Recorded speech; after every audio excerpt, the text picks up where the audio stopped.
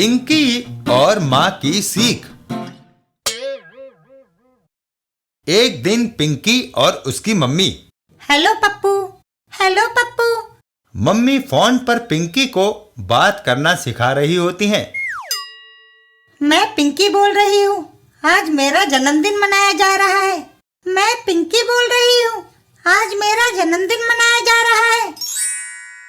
तुम शाम को हमारे यहाँ आमंत्रित हो। तुम शाम को हमारे यहाँ आमंत्रित हो। फोन की दूसरी ओर से। पिंकी, तुम्हें क्या हो गया है? हर वाक्य को दोहराकर क्यों बोल रही हो? हैं?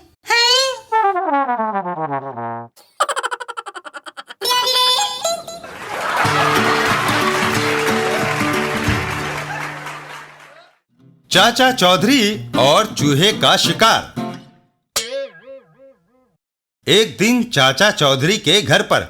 चाचा जी, आज मैं कोई बहादुरी का काम करना चाहता हूँ। बताओ, किसका शिकार करूँ?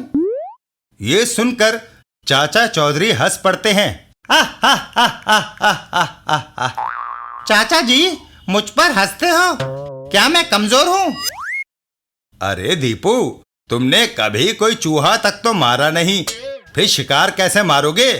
पहले मुझे एक चूहा मार कर दिखाओ, फिर समझूंगा तुम कुछ कर सकते हो।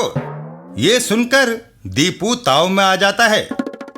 अच्छा, ये बात है, तो आज मैं आपको चूहा मार कर दिखा देता हूँ। अनाज मंडी में बड़े चूहे होते हैं, वहीं चलना चाहिए।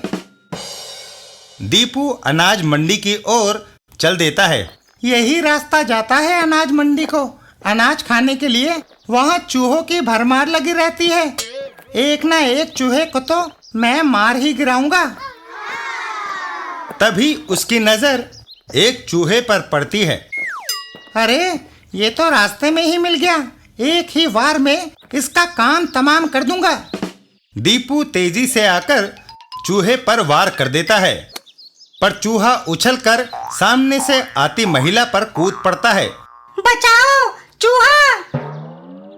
शैतान लड़के, ठहर, मैं तुझे मजा चखाती हूँ। तूने चूहे को मुझ पर छोड़ा है। बाप रे, भागो!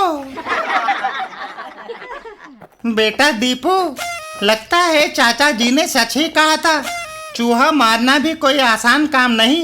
जो भी हो, एक चूहा तो जरूर मार कर दिखाना है। बाजार के नुक्कड़ पर अकेली औरत क्यों ना छोरा दिखाकर इसके जेवर छीन लूं। वह बदमाश छुरा निकाल लेता है। सारे जेवर चुपचाप मेरे हाथ पर रख दो, शोर किया तो। इधर दीपू। अरे, ये तो चूहे की पूंछ लगती है। शायद बोरी पर चढ़कर अनाज खा रहा है। बस एक ही वार में इसका काम तमाम समझो। दीपू चूहे के धोखे में बदमाश के सर पर एक जोरदार वार कर देता है। हाय, मैं मरा! आओ! थोड़ी देर बाद मान गए, सचमुच बहादुरी का काम किया है दीपू। लेकिन मैंने तो इसे चूहा समझकर डंडा मारा था। है?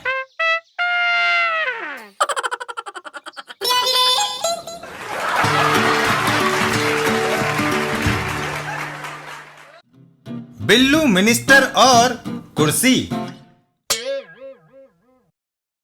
लड़के, तुम्हें कहाँ जाना है? मुझे पर्यावरण मंत्री बरगद बिल्ला ने बुलाया है। नवी मंजिल पर चले जाओ। धन्यवाद। लिफ्ट के अंदर। नवी मंजिल? तुम्हें नीचे आना पड़ेगा। अगर मुझे नीचे उतरना है तो मैं ऊपर ही क्यों जा रहा हूँ? यह लिफ्ट एक्सप्रेस है, 10वीं मंजिल से पहले कहीं नहीं ठहरती, इसलिए तुम्हें एक मंजिल नीचे उतरना पड़ेगा। 10वीं मंजिल आ गई। बिल्लू सीढ़ी में। जिंदगी बड़ी अजीब है, कभी ऊपर कभी नीचे। मंत्री जी के केबिन के बाहर। चपरासी सो रहा है, चुपके से अंदर खिसक चलो। मंत्री बरगद बिल्ला। मंत्री बरगद बिल्ला जी, नमस्कार। आओ, देश को तुम्हारे जैसे नौजवानों की जरूरत है। प्रधानमंत्री मुझे रक्षा या कॉमर्स मिनिस्टर बना रहे थे, मगर मैंने पर्यावरण विभाग ही चुना। आपने ऐसा क्यों किया? पर्यावरण एक ऐसा महकमा है जो पेड़ उगाने पर जोर देता है, और तुम जानते हो कुर्सी भी लकड़ी से बनती है। मुझे कुर्सी जाने की फिक्र लगी रहती है। कोई ऐसा उपाय बताओ जिससे मेरी कुर्सी कभी ना छिने। आप 1 मिनट के लिए उठिए। बिल्लू कुर्सी पर गोंद लगा देता है। मैं कुर्सी पर पुख्ता गोंद लगा देता हूँ। आप कुर्सी से चिपक जाएंगे, फिर आपको कौन हटाएगा? वाह, क्या आइडिया निकाला है। कमाल है। मंत्री जी कुर्सी पर वापस बैठ जाते हैं। मैं कुर्सी पर बैठता हूँ। तभी सर, खबर है कि प्राइम मिनिस्टर ने कैबिनेट रिशफल किया है और आपको मंत्री पद से हटा दिया है। मुझे कुर्सी से कोई नहीं हटा सकता क्योंकि मैं इसके साथ चिपका हूँ।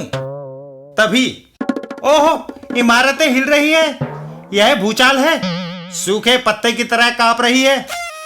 यह क्या, सारी चीजें हिलडुल रही हैं।